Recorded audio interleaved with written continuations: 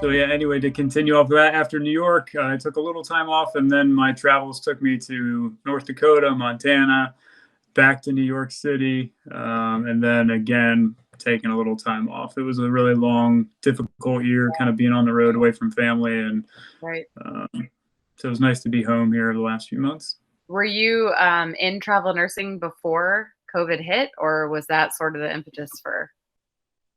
No, I was actually a long time traveler Okay. before COVID. So, COVID has spawned kind of a new generation of Yeah, sure. travel nurses, and I was not one of them. I was kind of an old head. Yeah, right. I'm sure that probably adds a whole new flavor into travel nursing, though. It's, I Yeah, think people go into it for one reason, and then when it's sort of like, I don't know, you're needed so badly somewhere, it could probably add an additional layer on there that is a little more ominous. Um, yeah, but yeah, that's that. Yeah, March of 2020. It seems like so long ago, but also it really wasn't that long ago. You know, yeah. it's crazy. I've Um, aged in dog years since. I always say that too. I'm like, well, this was like a year ago, but like a COVID year ago. So Yeah. really like 3.5 years ago. Yeah, that's very true.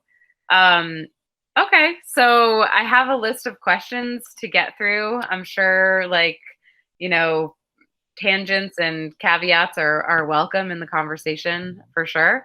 Um, eh, I guess we could just jump right in. Where are you based out of now? No, I'm in Pennsylvania. I'm in my home now. We're in the Northeast, kind Okay. of in the middle of nowhere. We live Yeah, on a farm, and it's quiet. that sounds dreamy. All right. So with everything that's going on with COVID and Delta, how do you feel about unionizing? We've seen that a lot in nurse news and mainstream news as well. Are you part of a union? Have you ever been part of a union before? I've actually never been a part of a union, so I've never been in one. I'm not currently in one. However, I think the pandemic made it more clear to me than ever, not only the role that nurses play within the healthcare system and how important it is, but also the need for us to have some sort of unified voice across the country. I think that's more important now than it ever has been, not only in nursing, but in other industries as well. And we're starting Right. to see that. There was a big landmark case down south with Amazon. Yep. Um, and I think a lot of us, the grunts, the workers, we're feeling this gap between, the 1% and the rest of us kind of widening over the last few years. And, unionizing is kind of a tried and true method of bridging that gap and trying to bring the sides closer together. And so I think right now, as it stands, nursing is in a very unique position to kind of lead in that regard. Yeah. They have a lot of public support. They've obviously strapped on their boots through a very difficult time over the last 18 months and really didn't ask for much. But I think moving forward, in order to really save the profession, something has to happen in terms of unifying. Yeah, I agree. I will say I too have never been a part of a union when I was practicing. It just wasn't, I mean, I've always been down south practicing. I feel like where I went to school in the Northeast, it was a lot more prevalent. But I was very surprised. We had a post that went up maybe, I don't know, 6 months ago, 4 months. Again, COVID timing here, so don't take my word for it. But a few months ago, and it was one of the most polarizing posts we've ever had, where people were either like 100% behind unions, like how could you be against them? They're so beneficial for to have nurses' backs, and when you're working for a big for-profit corporation. And then there were people that were 100% against them too. And I guess only working in the South as a nurse, I was very surprised at how polarized unions were in nursing. Yeah. I mean, I know unions in general are politicized, but in nursing, I was surprised at that. Yeah, full disclosure, I'm actually working on starting a new union that's kind of aimed at solving some of the problems Yeah, that I think caused that polarization. yeah, Unions, I think, are still kind of stuck back in the 40s and 50s, where you Right. had the town hall meetings and the Yes. union cards, the picket lines. And I think that technology has evolved in such a way that I think you can organize in a much better way. Right. So using technology is one of our goals. The other thing is to use the KISS method. Keep it simple, stupid. Yeah. Right. Um, the analogy that I kind of use with everybody is, if you had 50 people and they all want to go to the nicest restaurant in town, they all want to go to that restaurant, but once they see the menu, they're all going to want to order something different, right? Yeah. And so if you've ever looked at a collective bargaining agreement, they're these, large documents. There's a lot that they cover. And when you have more options, you invite more argument basically within the group that you're trying to organize. So we want to try to keep it simple and Yeah. keep it to the things that are foundational to nursing, to allow nurses to do their job, to live their lives. I mean, that's really what we want. Yeah. We want competitive wages. We want staffing ratios. Outside of that, I think we can figure it out down the road. But right now, there's a couple of things that I think Right. are universal within the profession. And if you can stick to those, I think you'll see people start to cross the line and say, okay, this doesn't seem like a bad thing. Because like you said, who doesn't want a little bit Right. higher pay or a staffing ratio to protect Exactly. you, Like, it really Um, is just those few simple issues that are important to all nurses everywhere. I think everyone has a common goal. It's just the method of getting there that they disagree on. But I love the idea of like getting back into the grassroots, feel the side of it, for sure. Um, that's cool that you're embarking on that. So the next one, what do you think that hospitals can or should be doing to relieve the burdens that nurses are facing before COVID or as a result of COVID? I mean, that's a lot of a question. no, I mean it is, but I think that it starts with hospitals and administrators recognizing these things as burdens. Yeah. They're not workflows. They're not just Right. part of your daily responsibilities. They're Right. not, this is what you signed up for. Yes. Over the last decade, I think nurses have seen their support staff gradually be phased out. Hmm. They have been forced to wear so many hats. Yes. You used to be a nurse, and Right. there used to be a secretary that answered the phones. There used to Right. be an environmental service worker. There was a transport team. But now, if you talk to a nurse, all that in any given day is part of your job responsibility now. Yeah. And the really interesting thing about being a nurse is that nobody else comes into my room and does my job for me. Yes. However, I am expected to do a whole lot of other people's jobs at Yes. any given point throughout my day. Right. Physical And therapy. document it, which I feel like takes the lion's share of your time, Correct. Yeah. You're not doing that face to face, belly to belly with a patient, so at least they get the patient experience of a nurse in their room.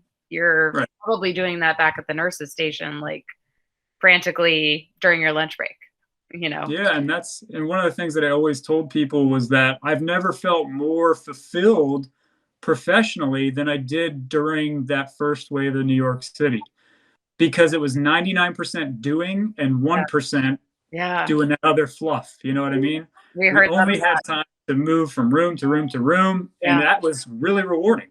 Right. Tiring, but rewarding. Right. Yeah. Almost like, I mean, I am not a huge fan of like the whole nurse, hero, battlefield, armor analogies, but Yeah. if any time period of the whole COVID epidemic or pandemic could be related to that, I think that time period, like right when it first started in New York, I mean, at least from the outside looking in, it definitely seemed like that was real nursing, like people jumping in, using your skill set, prioritizing, triaging, and just keeping as many people alive and the support staff supported for as many days as possible, Yeah. until the wave was ebbing. But man, I mean, that must have been. Do you still feel so close to it that you haven't had time to reflect on it, or have you had enough time pass that you realize what a part of history you have been a part of?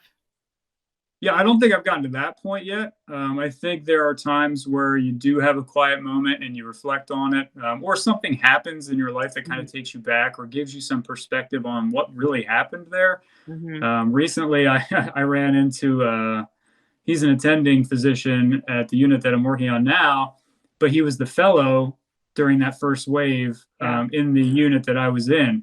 And because we were always wearing all the stuff, it took me 2 days to know that it was him. It was his Okay. voice that I recognized at first. Yeah. And then I actually introduced myself, like I didn't know him. I said, "Hi, I'm Luke." And he said, "Luke." And Wow. then we both had this like aha moment and we just Yeah. shared this like hug. It was Yeah. like such a bromance moment because Yeah. when you go through something like that and then you have that moment, it's like all of a sudden everything else ceases to exist. And it's Right. like we experienced that together. And the whole unit's looking at us like we're two crazy people. But, Right. it was just, it was one You of those moments experience that does together, bring like, back. as you said, like, through hopefully many layers of PPE, so you're like, Sometimes. I didn't recognize you except for your voice, like, that's I don't know, that is a beautiful image, of coming Yeah. together, so, um, yeah, wow. Um, all right, so thoughts on what's happening in Pennsylvania hospitals now? I think Pennsylvania is just like any other state. We right now we have this cycle of permanent nurses leaving the bedside at rates that we've never really seen before. Yeah. They're either going to travel Mhm. or they're going to school or they're just, which is even worse, and I think more indicative of the problem, they're switching careers Yeah, entirely, yeah. which is then in turn causing hospitals to need more temporary staff, Mhm. which they're obviously paying a premium for right now, and it's not a sustainable system. Right. So this, at first when I last March, I looked at it and I go, okay, we're doing this, it's gonna ebb, and then we'll kind of put the pieces together and find a new normal. But Right. here we are, we're 18 months down the road, and not only have we not found the new normal, this cycle has actually gotten worse Yes. the longer that this has perpetuated. So I think hospitals are in a really dangerous position right now. Right. To some extent, I sympathize with them. I do, Yeah. because obviously without them, we don't have a job either, and people are always going to need to be taken care of. But it's certainly precarious right now within healthcare, and I don't know that the public really understands how precarious it is right now. Yeah. No, I agree. I think the public gets a very narrow viewpoint through whatever lens they choose to look at it through. I mean, I haven't been my background's in ER nursing, but I haven't been at the bedside since I had a family. So that's been about 7 years. But of course, I have a lot of friends and that are nurses and physicians, and I live in Florida, so it's we're right in the epicenter of where you were in March, but with a lot less. Oh, I don't want to say common sense, but that's what it feels like. Just denial. um, yeah, I mean, our local school, not to get totally off topic, but our local school had a hearing about just mask mandates because, of course, our governor has prohibited schools from enforcing mask mandates. But thankfully, our school board went against it, and we are now going to be able to have kids wear masks. I mean, they can opt out, I guess, but it just the precedent of it seems very important. Whereas I feel like in New York, people seem to be working together more. Of course, that was at the very beginning of everything when I think there was a lot more fear, I guess, through the whole country before people decided like what corner they were going to back into and put their dukes up. Yeah, Fight, certainly. fight to the literal death over. um, but it's interesting seeing it happen to you guys a year ago and then having it happen down here, but with kids, essentially Yeah. they're the most vulnerable at the moment. Um, let's see. Leadership, nursing leadership. Are there better ways that leadership can address the whole burnout issue in nursing right now, do you think? Yeah, and again, this may be semantics, but I think leadership and everyone else can stop using the term burnout. I don't think that it adequately describes what clinicians and Yeah. providers are feeling at this moment. Yeah. Maybe pre-pandemic, which Yeah. nobody wants to admit, but I mean, Right. pre-pandemic, everybody was still stretched Yeah. pretty thin. You Yeah. could have called it burnout back then. But what we're feeling right now, I think, goes much deeper than just burnout. You know, people are calling into question whether this career is actually something that they want to do, which I think speaks volumes, because nursing, you know, not to get too, you know, whatever, but I think nursing is a bit of a calling. You do it because you feel this profound duty to care for others, you Yeah. know, and most of us are willing to do that, even if it means sacrificing ourselves. Right. Am I still there? You are now a little purple dot. I'm gone. I Uh, just got a call. I apologize. Here I come. oh, that's okay. There, you're back. So anyway, you know, I kind of lost my way, but yeah, nursing is a bit of a calling, Yeah. and you do it because you want to care for people, and even if that means sacrificing taking care of yourself for a while, like every nurse is willing to do that. We all know, like, hey, sometimes you don't eat, sometimes you don't pee until the end of the Mhm. shift, whatever it is. Like, Right. sometimes you miss holidays with your kids. We're willing to sacrifice for our job, but it's reached a point where now, for more and more nurses, this diversion of, Mhm. you know, maybe the theory of nursing versus the reality and the practice of nursing have Mhm. gotten so far apart that Yeah. they're actually calling into question whether or not what I learned or what I wanted to do is it Mhm. doesn't even resemble what I'm actually doing anymore. Yes. Right. I think you could safely drop in existential crisis for burnout at this point, where most Yeah, nurses yeah. are I like, mean, it's much more deep than just burnout. I don't think that really and I does it. So I think for leadership, it's to try to come across as sincere in understanding those things. Like continue, like you said, continuing to call people heroes, yeah, congratulate them. Oh, we're so grateful. They're putting the signs up. Here's your pizza. Like none of that is resonating with nurses no, anymore. Like right, it really wasn't before. We would just kind right, of joke about it and go about our day. no, But it's exactly, not funny anymore. It's not a joke anymore right, because we're at the point now where, again, I think the pandemic has really brought to a lot of nurses' attention exactly where we are in the pecking order. And for a right, lot of people, it's a revelation. We're not as low as we thought. right, We're actually really, really important to this whole, machine. right, I tell people you could have rounded up 100 CEOs yeah, from every hospital, put them on an island last March, and not one single extra person would have died. If you had taken 100 critical care nurses out of New York City last March, so many people would have died. That's the power of the nurse. We are the arm of healthcare. We're the thing that touches the patient. yes. It doesn't really get much more important than that, you know?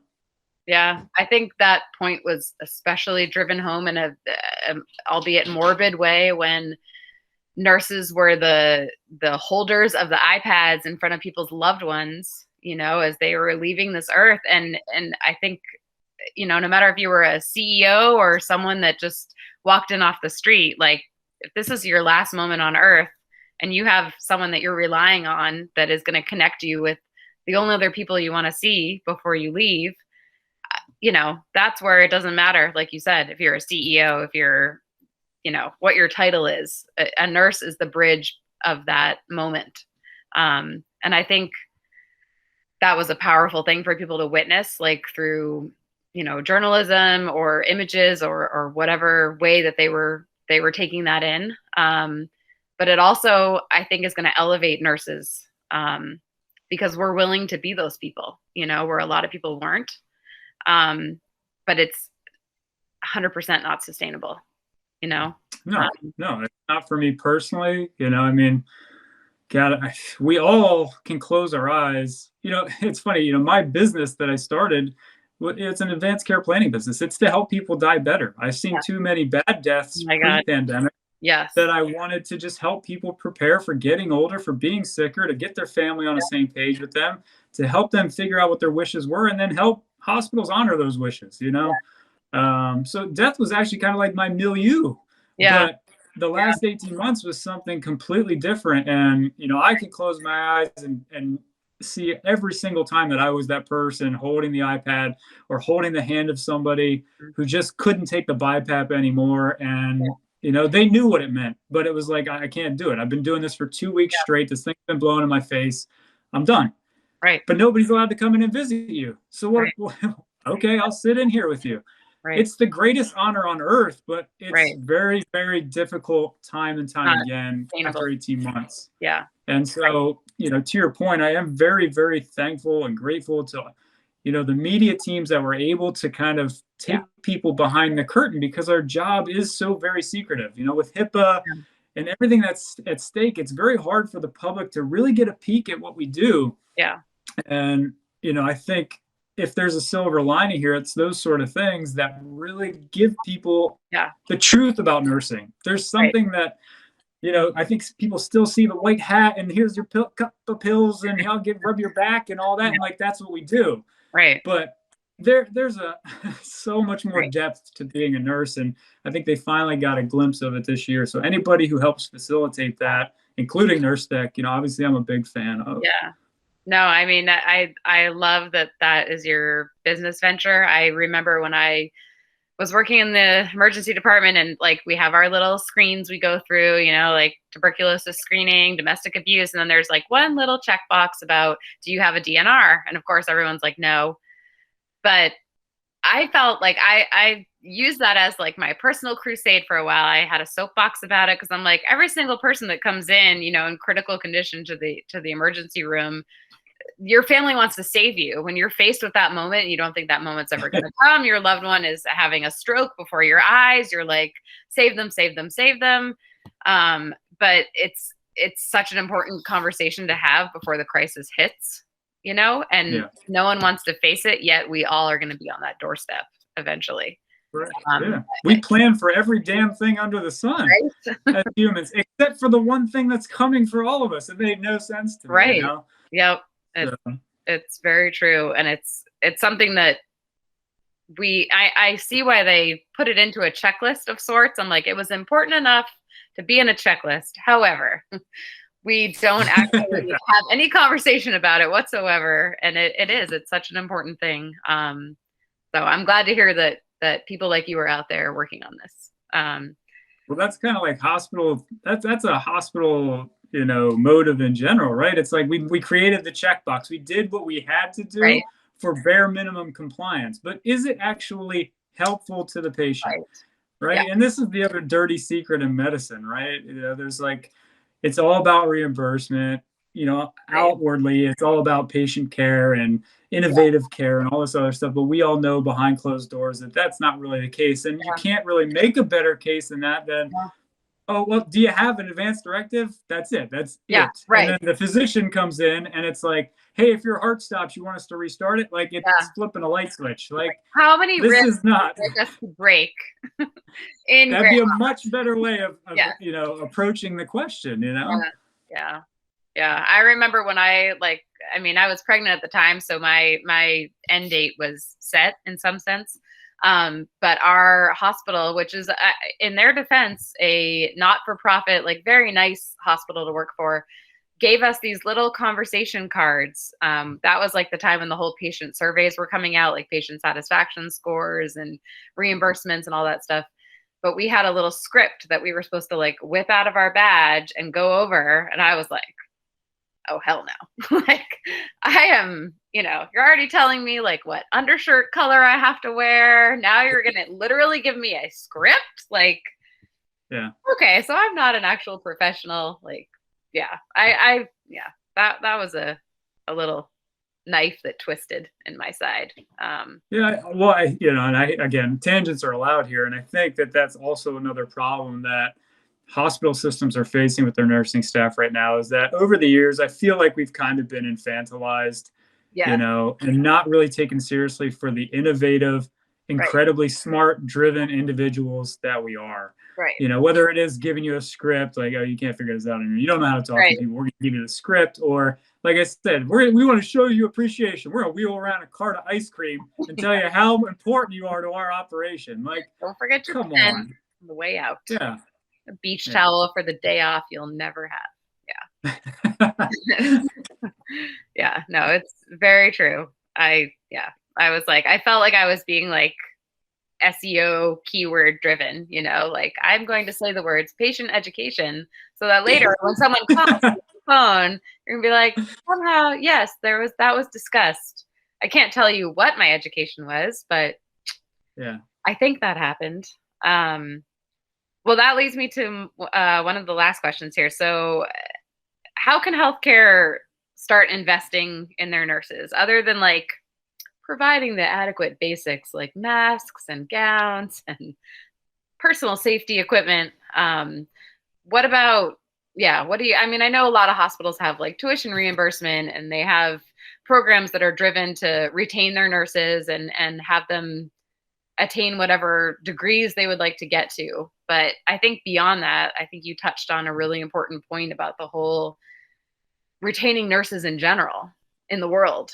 Um, is there anything that as a healthcare organization they can do to invest back into their nurses?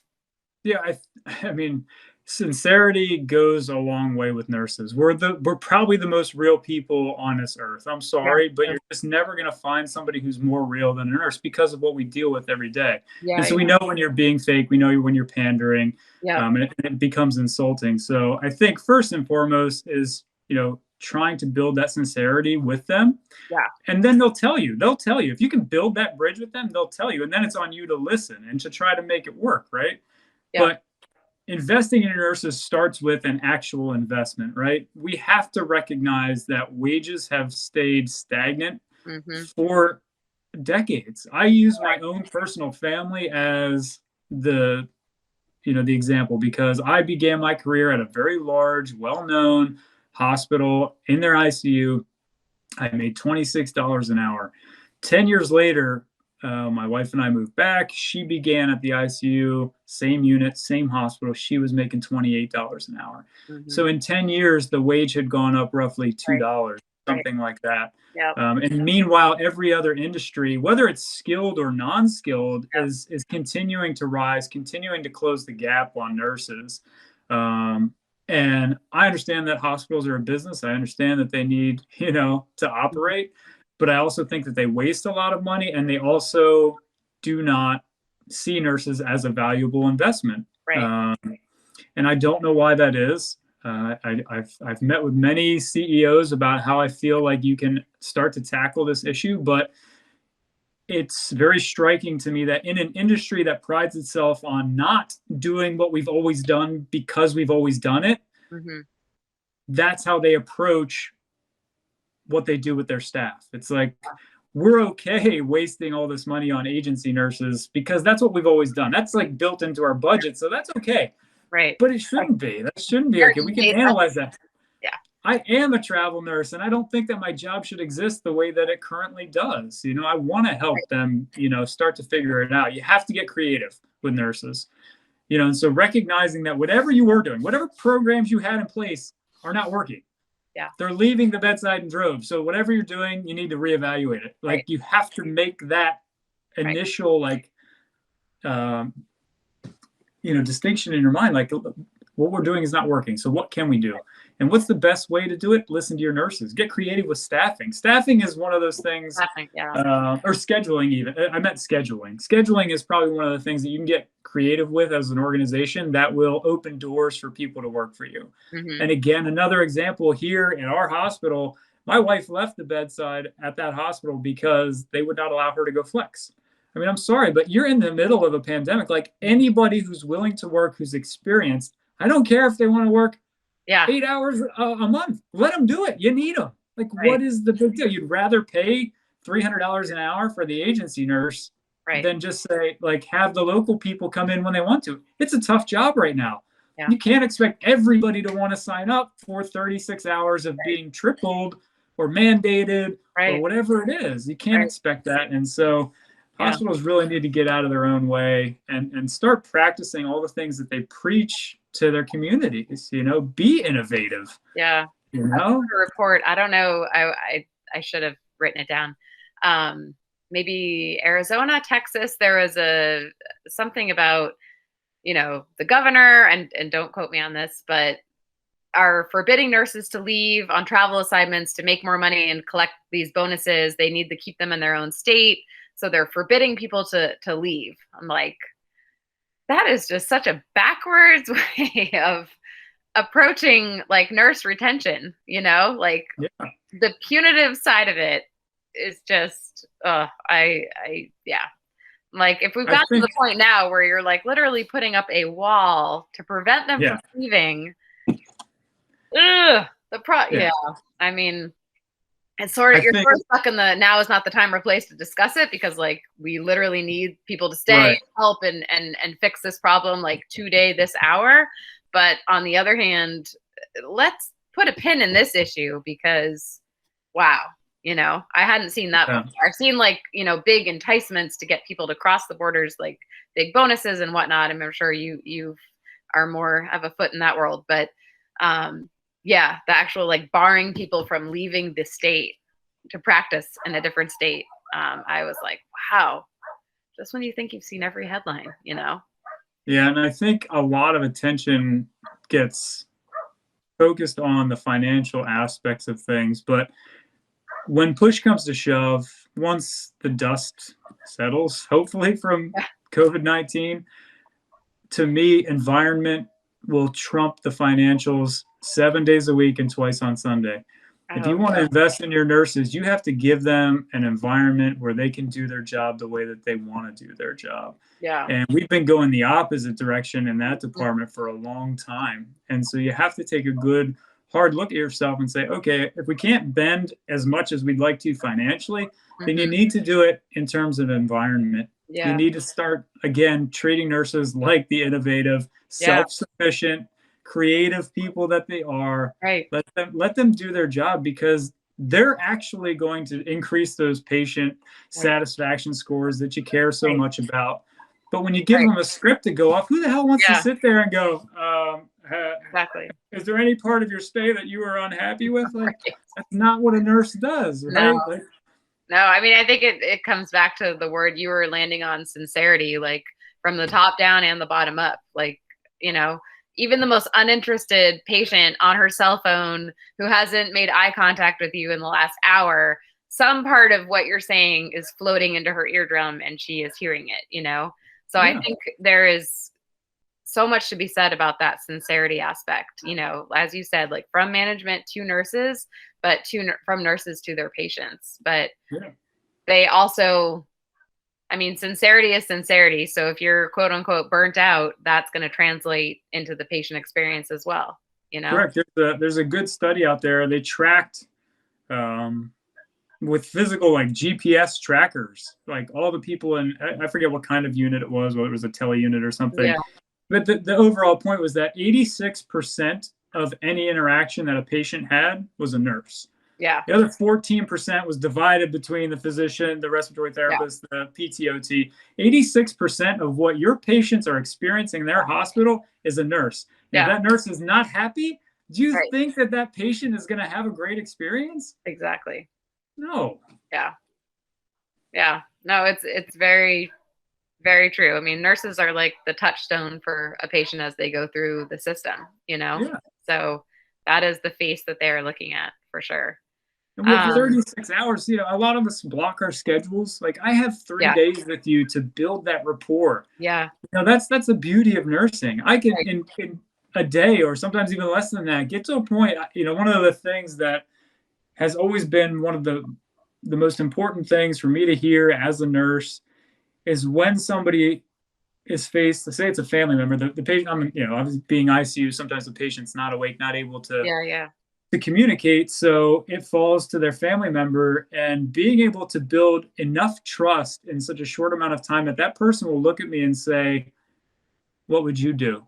Mm-hmm. Like, that's such a poignant thing, because Yeah. this person is now trusting me, because they, like, somehow in that time we've built that trust that they feel like they can ask us that, in this incredibly confusing environment where they're looking for any sort of lifeline. And Yeah. who are they singling out? They're singling out you, because you're the person who's put their arm around them, who's made them feel like you understand what they're going through. Yeah. And that's irreplaceable. Like, there's Right. never going to be a machine that Right. does that. This job is not going anywhere. So you Yeah. need to start investing in it like it's not going Now anywhere. you're like, hang on one second, let me pull out my script. And okay, what would I do? Says I'm supposed to use therapeutic communication right now. We validate your question and toss it back to you. Well, in that same vein, where do you feel like you get your support? I mean, I'm lucky enough that my wife is a critical care nurse as Yeah. well. That wasn't always the case, and so I now finally understand a little bit about why so many physicians marry other physicians. Yeah. There is just that common bond of being able to Yeah. sit around, talk about your day, and have somebody understand it. Mhm. That helps a lot. So it starts in the home, Yeah. but I think what I've found here recently over the last 18 months is using avenues like this to connect with other nurses and find those common threads and just how Yeah. many of them there are, Yeah. throughout the industry, throughout the country, especially during the first wave. Because I was on TV or in the media a lot, I would have so many people that I didn't know reaching out to me and just saying things. And it was like, wow, there is so much commonality here. Mhm. And that's what led me to try to tap into that. How can we channel this into Mhm. something that is creative or Yeah. is productive, Right. and so that is now where I draw my support is from the stories that I hear. And it's like, hey, this is not something that I just feel alone. This is something that Mhm. apparently everybody else is feeling in some manner too. Yeah. It's I okay. It's love okay that to you feel just that thing. used the word creative in there, even though you didn't mean to, because I feel like creative is like a curiosity driven word, which is like a forward thinking word, whereas so many nurses are like retreating right now. Yeah. I think if we can get nurses to think more in like creative terms, not, I know at least when I left the bedside, the solution to any burnout problem was add more initials to the end of your name. So you're a BSN, now you need to go back to school and become a nurse practitioner, and and then. Whereas now, like you said, I think people are just straight up like leaving the profession, switching careers entirely. So yeah, I like that you just had that little slip up, because I feel like creativity and curiosity are gonna spark people's willingness to stick it out a little bit longer. Um, I don't know. That was I think other avenues are going to open up in that manner, right? And if I'm being optimistic, um, I think it's going to come from outside of healthcare. I see Amazon, JP Morgan, Berkshire Hathaway, with their Haven project. yeah, These people are starting to tackle healthcare in a way that isn't constrained right. like it normally was. And so I have some hope for, things that are outside of traditional medicine to really be those kind of, the Yep, impetus for the creativity, or really allow it to run. I agree. Um, I agree. so Yeah. I do have a lot of hope that way. Well, that's a good segue into my one of my last questions here, which is a platform like Nursedeck. I mean, we have, I should probably know this like to a point, but for the last couple of years, we've been developing, as a startup and evolving from one purpose to the next. Whereas now we're very community driven. We have a lot of chatter about social justice and nurses like mental health, and how like real nurses can support other real nurses, and can a virtual platform ever really fulfill that like belly to belly support that you would get from like the nurses you work with on a unit, or your wife or your husband, or how can we fill the void for people that are going home to an empty house, Yeah. um, so what advice, I guess, would you have for us, like as a newish nurse community platform, in terms of like supporting nurses? Well, I mean, you're starting off correctly by having nurses play integral parts in the Sorry, hang on one organization. second. Honey, give me 5 minutes, okay? Honey, where can you find Dally? All right, I will be out in 5 minutes, honey. I'm just on the phone.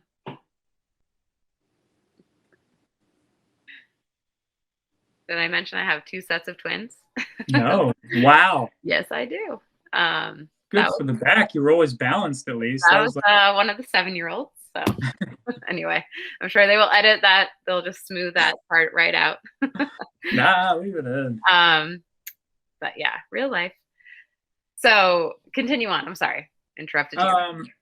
Like I said, I think having nurses play integral part in the organization is Yeah. going to build that sincerity, right? It's gonna achieve that commonality. Right. that you need to reach your target audience. There's no better way to reach a target audience than to have people who have walked a Yeah. mile in their shoes look at them and say, I understand what you're going through, you Yeah. know? Nursing in a whole, large groups in general, it's very hard to have any cohesion, you know? And I think that's why hospitals have been able to take advantage of nurses for a long time. And I mean that. I do feel like they have taken advantage of nurses. Yeah. And it's basically been a decades long bet that we can't come together. Yeah. That's what they're basically hedging that bet, saying, you know what, we Right. don't feel like these people are ever going to be able to come together. And so Right. for things like Nursedeck to come along and start to empower nurses Right. to share their stories, right? Because that's how you build that commonality. The Right. same way that over the last 18 months, I think the power just went out of my house. Okay. I can still see you, so for what it's worth, you're okay. Well, I'll just keep talking. For me over the last 18 months, just kind of randomly meeting people, whether it was on the road at new jobs, and striking up those conversations where you do unearth that, hey, we do feel a lot of the same ways, but a platform like this has the ability to reach a lot more people. I go to a new unit, I meet 25 new people. Yeah. There's only so much that you can do. Whereas you guys can reach 25,000 people with, an article or an interview, whatever it is. Yeah. And I think we have a certain willingness to like dig a little deeper. Of course, in the last year, there's been a lot of like mental health and self-care and like all the like buzzwords about taking care of oneself in the midst of a pandemic. But I feel like we have a little bit more willingness to like talk about things that are not as easy to talk about, or not as like able to be wrapped up in a bow by the end of a blog post. There's a lot of to be continued. So in about 2 minutes, honey. Yeah, I mean, life is not polished, and every nurse knows that.